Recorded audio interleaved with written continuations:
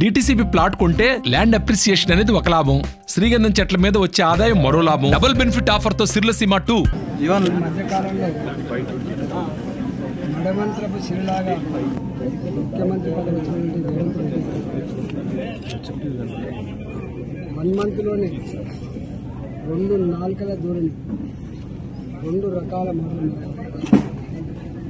మొన్ననేమో మోడీ గారు మా పెద్దన్న, మోడీ గారి ఆశీర్వాదం ఉంటేనే నా రాష్ట్రం బాగుపడుతుంది అని చెప్పి ముఖ్యమంత్రి ఎన్నో సంవత్సరాలుగా అపరిష్కృతంగా ఉన్న ఇవాళ తెల్పల్లి ఫ్లైఓవర్ కానీ, అల్వాల్ ఏరియాల ఫ్లైఓవర్ కానీ 175 ఎకరాల లక్షల రంగానికి సంబంధించి భూమిని కేటాయించి మాకు ఇచ్చినందుకు కృతజ్ఞతలు చెప్పిన ముఖ్యమంత్రి మాట్లాడుకుంటా మళ్ళీ అందరూ మోడీ ఏంది మోడీ ఏంది మాట్లాడుకుంటా కళ్ళు ఎదురుగా మాటలు మాట్లాడిన గత నాయకులకు ఏం గతి పట్టిందో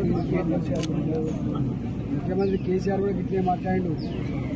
ఒకప్పుడు మోడీ గారు నిన్ను ఏం కోరట్లేదు, ఏ దరఖాస్తు ఇవ్వట్లేదు, నీ ఆశీర్వాదం మాత్రమే కోరుతానని చెప్పినటువంటి కేసీఆర్ ఆ తదుపరి ఏం మాట్లాడిందో చెప్పవచ్చు.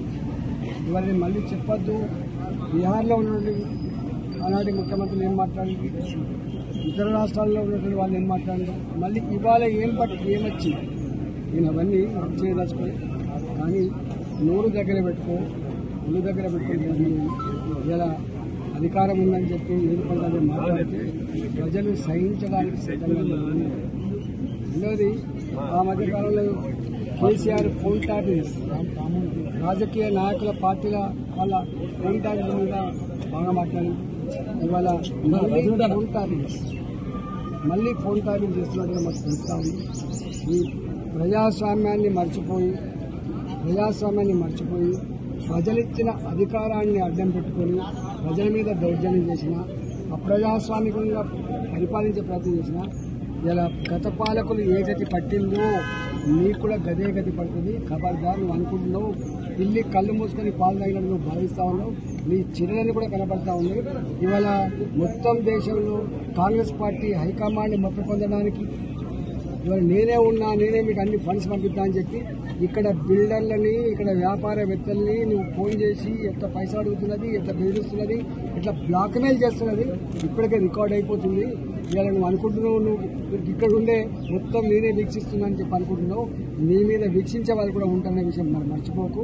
ఇవాళ తెలంగాణ ప్రజలు ఇవన్నీ గమనించమని చెప్పి కోరుతా ఉన్నాం. రేపు మోడీ గారు మల్కాగిరిలో సమరశంఖం పూరించిన తర్వాత ఒకటే భావన, తెలంగాణ యావత్ ప్రజానికి కులాలకు, పార్టీలకు, జెండాలకు అతీతంగా ఈ దఫా నరేంద్ర మోడీ గారినే ప్రధానమంత్రిగా చేసుకోవాలి, భారతీయ జనతా పార్టీని గెలిపించుకోవాలి, పువ్వు గుర్తుకే ఓటాలనే భావన మాత్రం స్పష్టంగా కనబడతా ఉంది. మేము పొద్దున్న నుంచి రాత్రి దాకా అనేక డిపి కాలనీలలో, అదేవిధంగా గేటెడ్ కమ్యూనిటీ హాళ్లలో, రెసిడెన్స్ జోన్లలో మేము పోతే బ్రహ్మాండమైనటువంటి స్పందన కనబడతాయి. ఏ వర్గానికి కావాలి, యువత, మహిళ, వ్యాపార వర్గాలు, ఉద్యోగులు, రిటైర్డ్ ఉద్యోగులు, ఏ వర్గానికి కదిలించినా కూడా బ్రహ్మాండంగా ఉన్నాం సార్. మీరు ఈ దఫా మల్కాగిరిలో ఎవరు ఎన్ని వందల కోట్ల రూపాయలు ఖర్చు పెట్టినా, కుట్రలు చేసినా, బయట నుంచి ఎంతమందిని పట్టుకొచ్చినా మల్కాగిరిలో గెలిచేది మాత్రం మోడీ గారితో పాటుగా ఈటల రాజేంద్ర కూడా భావన కనబడతాను. ఇక్కడ ఎవడేం చేయలేడు. ప్రజల్ని ఆలోచించమని చెప్పుకోవచ్చు. మరిన్ని వీడియోస్ కోసం ఛానల్ ని సబ్స్క్రైబ్ చేయండి. లేటెస్ట్ అప్డేట్స్ కోసం వాట్సాప్ ఛానల్ ని ఫాలో చేయండి. అండ్ లింక్ డిస్క్రిప్షన్ లో ఉంది.